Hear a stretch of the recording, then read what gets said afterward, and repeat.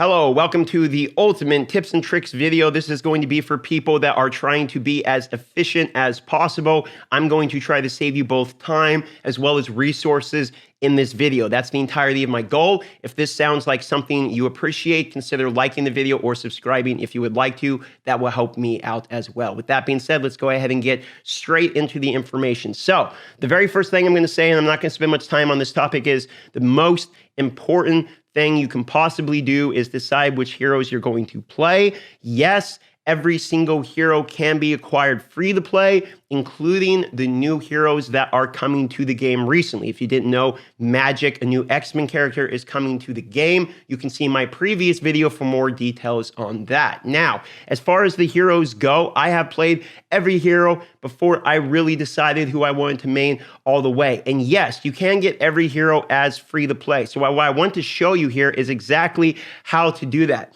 This is the most important tip I can possibly give you. The number one tip that anyone can give you, okay, is that the very first thing you want to do, and I'm switching service here so you can actually physically see this. This is what I did myself on my free-to-play account on the new America West Sakar 3 server is where I'm at. You can see here I have 5 inventory slots, but I'm free to play. So how did I get my 5th one? Well, I'm going to show you. The very first thing you got to do, and you can do this within just an hour or two of gameplay, is you can unlock more hero slots. Now, the only way to unlock hero slots is use the free gems that they give you, and you can go to the store and purchase a consumable item, which I'm about to show you. Now, how do you get your free gems? Well, if you just play the game, you're going to get them passively, even if you don't sit there and figure out how you're getting them. But the real way you're actually getting them is through your challenges, activity logs, and through your daily missions. Now, I'm going to show you that real quick before I show you where you actually purchase the hero slot. So if you go to records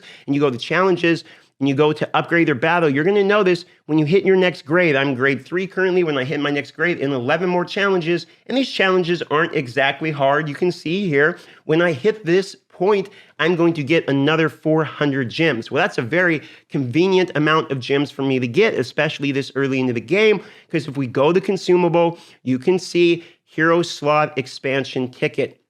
There is 4 available for purchase for a total of 1,600 gems. You can see I purchased one already as free to play, and my highest level character is level 28. So I'm not that far into the game, and I'm very close to another one, and I'm about to get the full gems for another one. So you can see within one full day of playing, you can have all of your heroes unlocked. Now, since we're in the consumable page, I want to mention the raid reward ticket. As soon as you unlock raids are the most important thing to do continually. So you do want to make sure you're purchasing these. That way you are getting as many raids as possible. This is a free to play thing.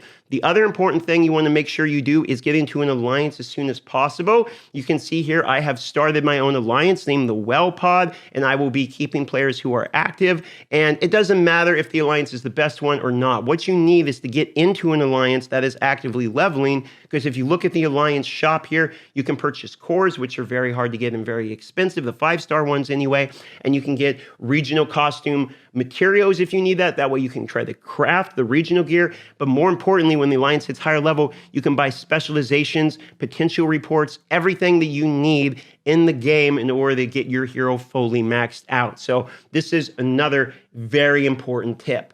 Now, if you're pay to play and you're going to consider spending money, you want to consider spending money on these offers. These are going to be your regional offers. The reason being for this box right here entirely, 3 to 5-star New Stark City costume box, that is going to guarantee that you will get a New Stark City costume, which is regional. $9 for a piece of regional gear, even if nothing else was in the box, is 100% worth it every single time, no matter what regional piece we're talking about, if you're a pay-to-play person, as regional gear is the hardest gear to acquire.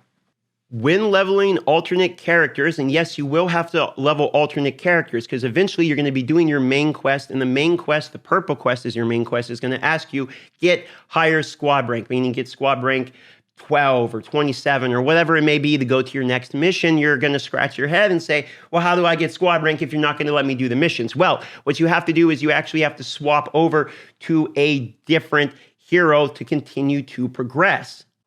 But back to the main point. When you are leveling alternate heroes or not whoever your primary favorite character is going to be, and that's another tip. One of the first things you want to do is figure out who your main hero is going to be.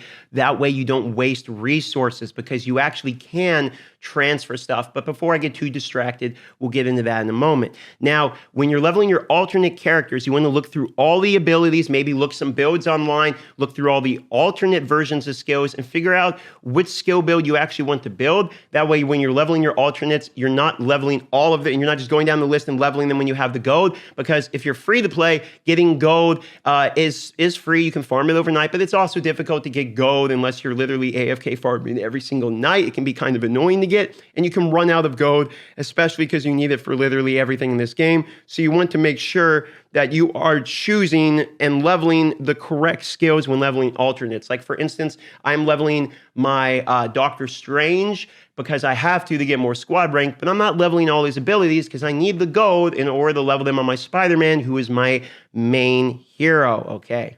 Now, let's talk about the inventory storage. Now, if you didn't know, you can, in fact, store, and you go to, if you want to know how to do this, top right corner, then you go to squad, and you go to card storage or storage. So let's do normal storage. You can, in fact, store stuff like alpha supply boxes to open them on other characters. You can store your power research cards, stuff like that, that are going to allow you to level your overall squad power. All of that stuff can be stored and combined. So I can take these, I can put them in there. If I want to, I can even put my potential in there for some reason.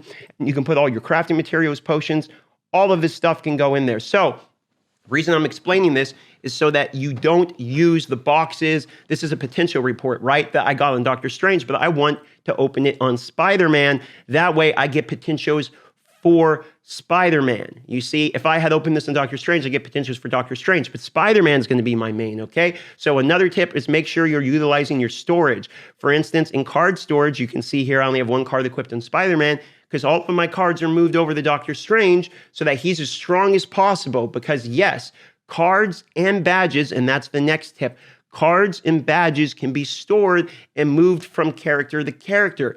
So you want to take your best badges and move them through the characters as you level. This is why you want to level one hero all the way first, get him as strong as possible, then level the other ones, so that way you can move your Omega cards, your badges, everything that you got to the other heroes to make the experience significantly faster. Leveling can get as quick as 5 times the original speed of leveling, I've noticed when I was doing some of my last level 100s.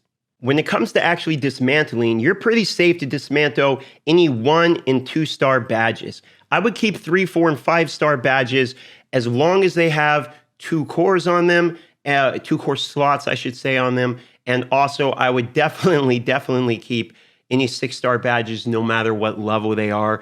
5 star badges no matter what level they are, because you can put them on alternate characters once again to help level those characters. You're going to want to acquire level 26 star badges, 36 star badges, 40, 50, 60, 70, etc. through the game by doing all of the blitzes. That way your leveling experience when every new character like Magic that's coming out is going to be quicker down the road. Now, do not, I repeat, do not dismantle cores and do not dismantle any gear. Instead, you want to take all your cores and all your gear. You're going to go to squad, you're going to go to storage, and you're going to dump all of your additional gear into storage. If you're wondering why, it's so that you can take all of this gear, no matter which hero it is, and use it to level up the hero you decide you're going to take all the way.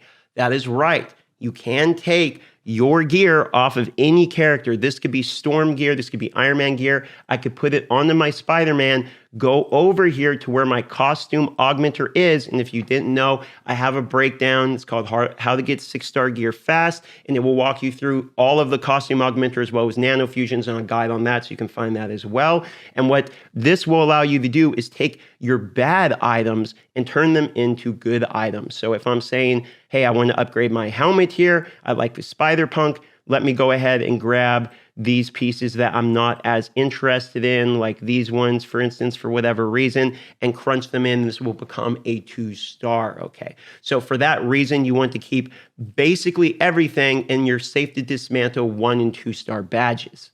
When you level multiple heroes under battle, you're going to be receiving, you'll see here, defeat Kingpin in Epic Mission 3 times. You see how you get these boxes and a huge burst of squad rank experience? This is why leveling multiple heroes is so important. This is where you're going to get your free-to-play squad rank experience.